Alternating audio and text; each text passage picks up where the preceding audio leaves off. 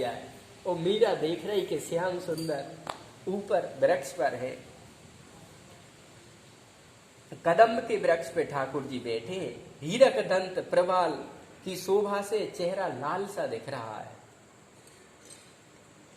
नेत्रों में अचगरी जैसे मूर्त हो गई, लाज के मारे उसकी दृष्टि ठहरती नहीं। लज्जा नीचे और प्रेम उत्सुकता ऊपर देखने को विवश कर रही है। मीरा ठाकुर जी एक टक देखती है तो संकोच आता है, नीचा सिर करती है और उन्हें देखे बिना मन मानता भी नहीं। कलसी से ढले पानी से वस्त्र और सर्वांग आर्द है, कलसी दे दो यह कहते हुए भी नहीं बन पा रहा है। वे एकदम वृक्ष से उसके सन्मुख कूद पड़े। मीरा के वस्त्र गीले हो गए हैं और वो कलश भी भगवान से मांग नहीं पा रही, शर्म संकोच। माताओं बहनों के दो आभूषण है, एक तो संकोच और दूसरा कोमल वाणी। जिस माता बहनों में संकोच है, लज्जा शर्म संकोच है, उतनी ज्यादा रिश्तेदारों पे, पति पे, सास ससुर पे प्रभाव बहुत अच्छा पड़ता है कि हमारी बहू बहुत ही शीलवान है। और दूसरा कोमल वाणी, बड़ी मधुर बोले, बड़े कम शब्दों में अपनी बात रखे और बड़े प्रेम से बोले। ये दो लक्षण जिस माताओं बहनों में है वे स्वर्ग से पधारी है, ऐसा ग्रंथों का मत है। माने जो स्वर्ग से नारियां आते वो सर्वांग सुंदर के सिवा स्वभाव से सुंदर होते, और जो 84 भोग के आते उनका डिफरेंस हो सकता है, ऐसा हमने कहीं पढ़ा सुना है। भगवान वृक्ष से नीचे कूद पड़े, वह चौंक कर चीख पड़ी। साथ ही उन्हें देखकर बेतहर लजा गई, उसके गाल लाल हो गए। डर गई ना, उन्होंने हंसते हुए पूछा और हाथ पकड़कर कहा, चल आ थोड़ी देर बैठकर बातें करें। मीरा ध्यान में भगवान के लीला में प्रवेश कर गई। डर गई ना, भगवान ने मीरा से कहा और हाथ पकड़ के बोले, आ अपन बैठ के बात करें। सगन वृक्ष तले एक शिला पर दोनों बैठ गए। क्या लगा तुझे, कोई बानर अथवा भालू कूद पड़ा है? मीरा से भगवान पूछ रहे।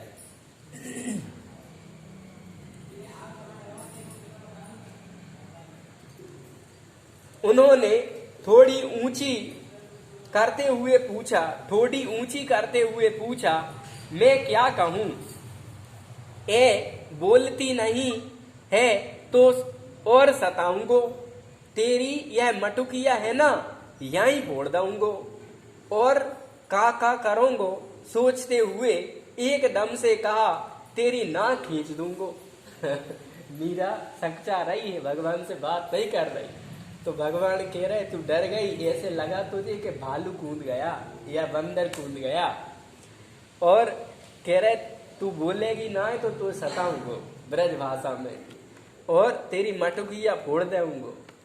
ऐसी भगवान मीरा से कह रहे, और तू नहीं बोली तो थारी नाक खींच दूंगो। उसे उनकी इस भंगिमा पर बेहता हंसी आ गई। वे भी हंसने लगे।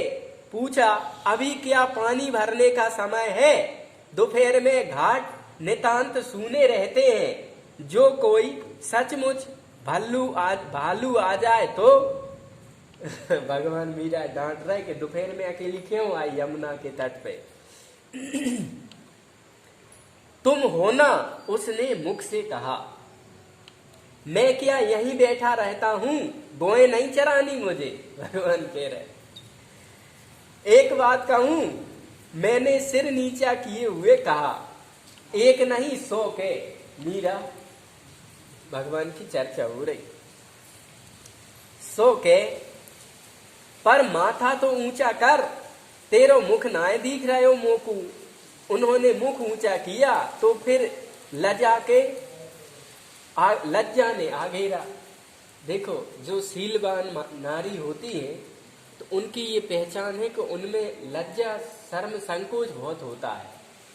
तो भगवान मिल गए हैं मीरा को, पर मीरा का सिर ऊंचा नहीं उठ रहा है, शील संकोच में है। और इसी शील संकोच का पुरुष समाज बहुत कद्र करता है। जहाँ शील संकोच होगा वहाँ के आसपास के लोगों का बड़ा सुंदर भाव होगा, बड़ा प्रेम भाव होगा। शील संकोच ऐसा आभूषण है नारी का कि वो जीवन में कभी छूटना नहीं चाहिए।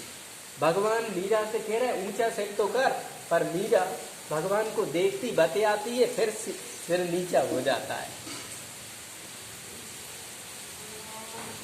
एक नहीं 100 बात के, अच्छा अच्छा मुंह नीचो ही रहने दे, कह बात है बता, तुम्हें कैसे प्रसन्न किया जा सकता है। बहुत कठिनाई से मैंने कहा, भगवान से पूछ रहे तुम्हें कैसे पाऊं, कैसे प्रसन्न करूं। तो सखी तुझे मैं अप्रसन्न दिखाई दे रहा हूं पर मैंने तो तेरी मटुकिया ले ली, तो को बासों स्नान कराए दियो, यही नहीं, फिर कहा तेरो घड़ो फोड़ देऊंगो यही नाय। तो फिर तू बतावे क्यों नाय, अब की यह नाय बाएं करे जाए। सुना है तुम प्रेम से बस में होते हो, मोकू बस में करके कहा करेगी सखी, नाथ डालेगी का मोकू बांधेगी। मेरे बस हुए बिना तेरे कहाँ काज अटक्यो है भला। भगवान कह रहा है मुंह को बस में करके नाथ डालने का, मेरे बिना तेरे कहाँ को काम अटक रहा हो। ब्रज भाषा में भगवान कह रहे मीरा से।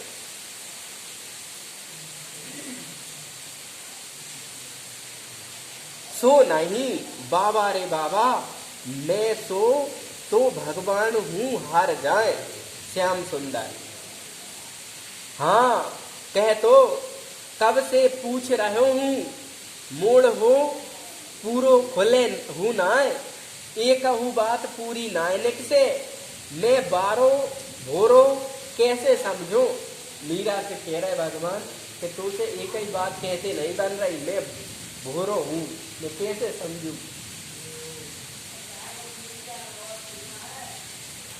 सुनो श्याम सुंदर, मैं आंखें मूंद कर पूरा जोर लगाकर कह दिया, मुझे तुम्हारे चरणों में अनुराग चाहिए। मीरा ने हिम्मत करके कह दी कि मुझे तुममें प्रेम अनुराग चाहिए। सो कहा हुए सखी, उन्होंने अनजान मन के पूछा ये प्रेम अनुराग क्या होता है सखी। अपनी व्यवस्था पर मेरी आंखों में आंखें आंसू भर आए, घुटनों में सिर दे मैं रो पड़ी। मीरा की आंखों में आंसू आ गए और उसने सिर घुटनों में दे लिया और रोने लगी। रोवे मत, उन्होंने बाहों में भरकर मेरे सिर पर अपना कपोल रखते हुए कहा, और अनुराग कैसो हो बेरी। भगवान ने गाल मीरा के सिर पे रख लिया और मीरा को पकड़ ली और बोले और अनुराग कैसे हो बेरी। सब कहे इसमें अपने सुख की इच्छा नहीं होती, तो तू कहा होए। श्याम सुंदर ने पूछा तुम्हारे सुख की इच्छा। देखो कितना बढ़िया बात है। प्रेम किसे कहते हैं? प्रेम जो टीवी में बताते हैं जो प्रेम नहीं है, ये वासना है, ये मोह है, ये आसक्ति है। प्रेम क्या हुए? तो मीरा कह रही कि उसमें अपने सुख की आशा नहीं हुई।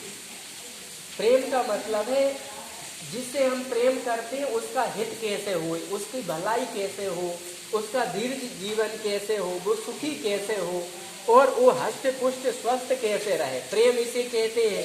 टीवी में जो प्रेम बताता है वो एक दूसरे को नाश करने वाला, एक दूसरे को बुढ़ापा, कमजोरी, खिन्नता, रोग बीमारी देने वाला है।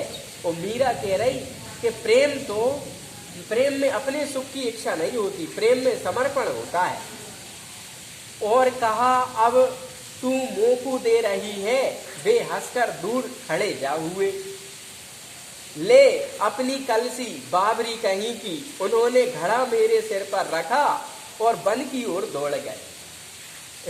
मीरा को बाबरी कह के भगवान घड़ा दे के जंगल में चले गए।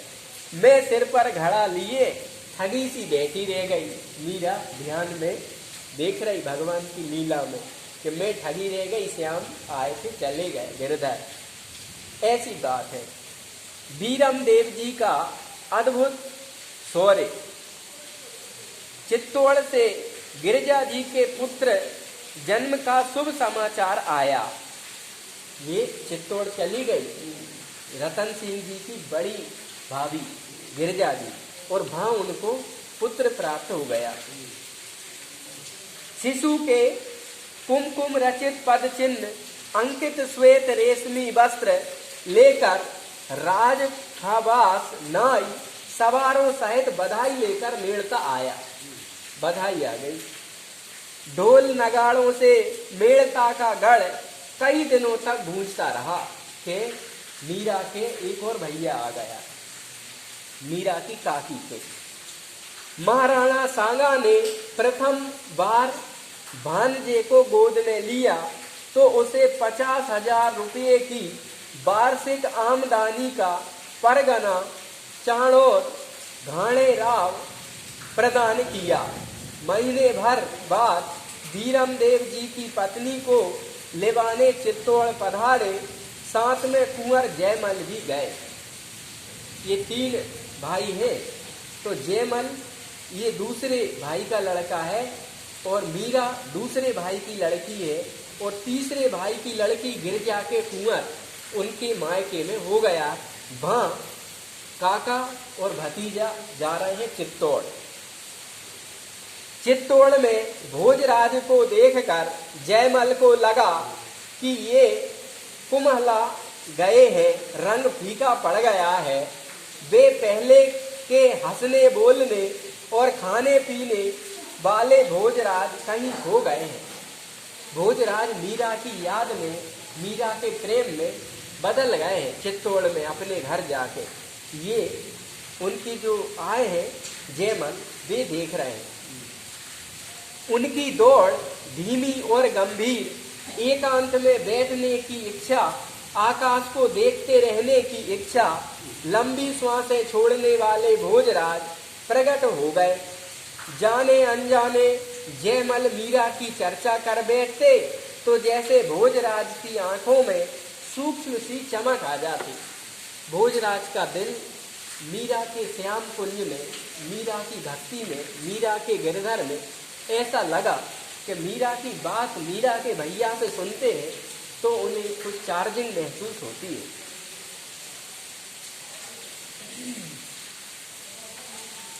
उस दृष्टि से उत्साहित होकर अपने और मीरा के बचपन और उनकी भक्ति के चमत्कारी बातें सुनाते जाते।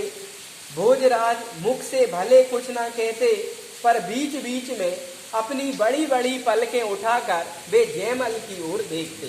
जयमल अपनी बहन मीरा की बहुत सी घटनाएं चमत्कार सुना रहे हैं और भोजराज जो मीरा के पति हैं वे सुन रहे हैं। मीरा के सखा हैं, पति तो भगवान है। यद्यपि अपने मन के भाव को वे पूर्ण शक्ति और सावधानी से गुप्त रखते थे, पर उनकी आंखें चुगली खा जाती थी। मीरा की बातें बड़े चाव से सुन रहे, परंतु बीच बीच में उनका प्रेम भाव प्रकट हो रहा है, उनका भैया देख रहा है जयमल। वह प्यासी दृष्टि जयमल को बता देती थी कि मीरा की चर्चा उन्हें प्रिय लग रही है। कोई तीसरा ही आकर उनकी एकांत गोष्ठी को विराम दे देता। बहुत चर्चा सुनते दोनों। जवाई साके पधारने से चित्तौड़ के राजमहलों में हर्ष उल्लास की बाढ़ आ गई। ऐसे मौके कभी कभार ही मिलते हैं कि बहने बहने मिले और साड़ू साड़ू मिले। साड़ू भैया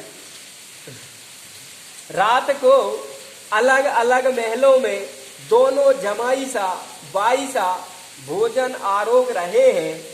दमा मणिया माने दासियां और ठाकुराइनियों राजपूतों की स्त्रियां गीत गा रही हैं। अपने पहले कोई भी कारज ब्याह होता, बेटे का जन्म हो या कोई देख वे कोई लेन देन हो, तो माताएं बहनें गीत गाती थी, भोजन करते हैं मेजबान, और माताएं गीत गाती थी।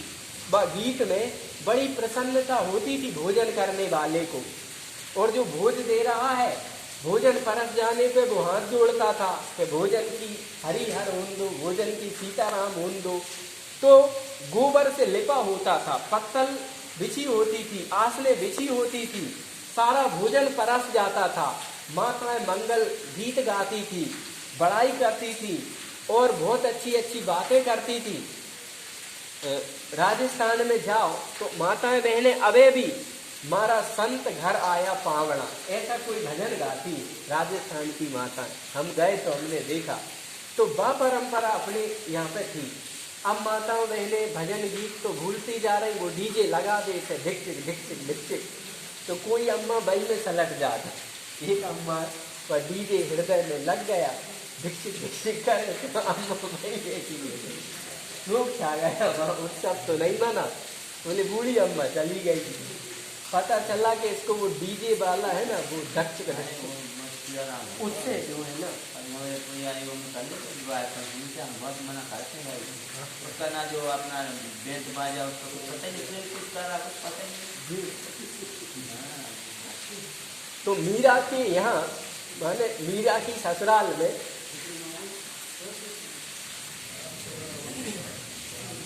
माताएं गीत गा रही हैं और ये भोजन आरोग रहे हैं। आरोग ना होना चाहिए भोजन, बोले खाना खा लो, ये कोई बात थोड़ी थी, खाना खा लो कोई अच्छी बात नहीं है। भोजन आरोग लो, भोजन कर लो, भोजन पालो, ये बात होना चाहिए। तो माताएं गीत गा रही हैं और भोजन उत्साह से हो रहा है। उनकी दौड़ धीर गंभीर और एकांत में बैठे आकाश की ओर है। भाई भौजाइयां की मनुहारे निछावरें आ रही हैं और इधर से उनके लिए भेजी जा रही है। सेवकों को पलक झपकाने का भी अवकाश ना हो, ऐसे अपने अपने मुर्तब के अनुसार सावधान कार्यरत दिखाई देते हैं। अटाले रसोई से ऊपर महल तक थोड़ी थोड़ी दूर खड़ी पंक्तिबद्ध दासियां विभिन्न भोजन सामग्री इस हाथ से उस हाथ पहुंचा रही हैं। दौड़ भाग की हड़बड़ में कोई सेवक अथवा दासी इन खड़ी हुई दासियों से टकरा जाती है तो कभी कोई रसमयी सामग्री उछलकर दोनों के वस्त्रों पे गिर जाती है। देखने वाले हंसते हैं और टकराने वाले या तो एक दूसरे को उलाहने भरी दृष्टि से देखकर अपने अपने काम में लग जाते हैं, अथवा खड़ी हुई दासी आने वाली दासी पर बरस पड़ती है। परो बल रे हाँप खादा, अखियां फूटे गई तेरी, मारा भागा बिगाड़िया, अणी रिसाला री रात में सपन्नो पड़े लो।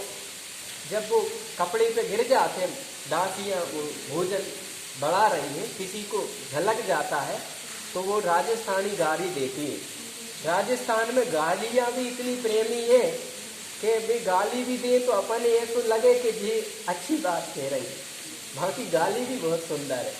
जोधपुर साइड जाओ तो वहाँ की माताएं कहते, वहाँ की कोई गाली दे तो के थारे पग पे पड़े, ऐसी कुछ कहते हैं। क्यों माता जी क्या कहते गाली में?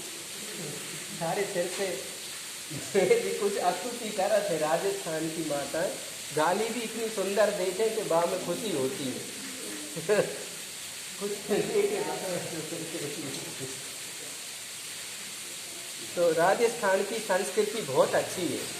सबसे ज्यादा भारत में अधिक गौ सेवा कहीं सबसे ज्यादा हो रही तो राजस्थान में हो रही। सबसे ज्यादा दान धर्म में और संतों की सेवा सत्कार में कोई आगे है तो राजस्थान आगे। वहां जाके देखो साधु संत को इतना प्रेम, इतना सम्मान राजस्थान में मिलता, इतना किसी प्रदेश में हमने देखा नहीं। सबसे बड़ी पसमेरा है माँ, वो है जी। ये हाँ, हथमेला के सिवा हम 3-4 जिला घूमे राजस्थान में, कथाएं करी, संतों के साथ रहे। तो वहाँ जो प्रेम है संतों के प्रति, वहाँ जो संस्कृति जिंदी है। अब यदि माताएं लहंगा चुनरी पहनती वहाँ पे, और अपने प्रदेशों में जीन्स पहनती है, और बाल भूतनी सुपड़ा खा गाई फैला के रखा है। अब ये बाल इतने अपशुगन है कि जो नारी नाराज हो जाती थी पति से, वो बाल खुले कर देती थी, बर्तन औंधा देती थी और कोप भवन में बैठ जाती थी। तो पति समझते थे देवी आज काली बन गई है, बार मार खुले। आज की माताएं बहनें बाल खोल के घूमती है, और पता वो साधु संतों भगवान ने रसोई बना तो वे घास के टुकड़े बार बार ऐसे होते आते हैं, तो वे उन्हें बार बार ऐसे करते थे, और वे यहाँ भोजन में लगा देते। अब बाल अशुद्ध होते हैं और वे बाल बार बार यूं यूं करती हैं और भोजन में हाथ डालती है, और वे भोजन परोसने आई तो वे घास के पूरा फिर आगे आ जाते हैं, फिर उन्हें पीछे करते हे भगवान। और वे जल जाए तो इतनी बदबू मारते हैं, भोजन में गिर जाए तो भोजन अशुद्ध हो जाते हैं। पर आज की बहन बेटियों समझ में नहीं आता, वे तो बाल खुले रखती है। तो ये जो है ना उचित नहीं है। तो आज माताएं बहनें बहुत अच्छे से परस रही हैं और गाली भी दे रही हैं एक दूसरे को राजस्थानी भाषा में कि तुमने मेरे पे भोजन क्यों फैला दिया, झलक गया भोजन। देखने वाले हंसते और टकराने वाले एक दूसरे को उल्हाना देते हैं। आंखें फूटी गई, मारा भागा बिगाड़िया, अणी सियाला री रात में सपनियों पड़ेला। मैंने मुझे सपने पड़ेगा, तूने मुझे झलका दो भोजन मेरे वस्त्रों पे। दिखता नहीं तुझे मेरे वस्त्र बिगाड़े, इस शीत भरी रात में नहाना पड़ेगा। आदि बरतुल की भांति दौड़ता है मरा। माने तुम कैसे दौड़ा, जैसे कोई पंगु दौड़ रहा हो कि हम पे कपड़े पे भोजन फैला दिया। ऊपर महल में गद्दी पर मसनद के सहारे बाईसा जवाईसा बिराजे, सामने चांदी का बारोट चौकी और उस पर सोने का थाल जिसमें भोजन सामग्री परोसी हुई है, दोनों जीम रहे हैं। देखो ऐसे ही उस पे भोजन करके परोसने की, खाने की व्यवस्था थी, भोजन करना ऐसे इस पे चाहिए। वैज्ञानिकों ने शोध किया कि ये हिंदू लोग ऐसे लकड़ी पे भोजन क्यों करते हैं। चांदी की बनी हुई है, चांदी मड़ी हुई है, ऐसे उन पर उस पे भोजन कर रहे हैं, इसलिए कि भूमि पे बैक्टीरिया होते हैं। तो ऐसे ऊपर भोजन रख के अपन भोजन करते हैं तो सूक्ष्म बैक्टीरिया जो नीचे धरती पे रेंग रहे, जा रहे आ रहे, वे भोजन में नहीं मिलते। इसलिए भोजन हो सके तो लकड़ी के उस पे रख के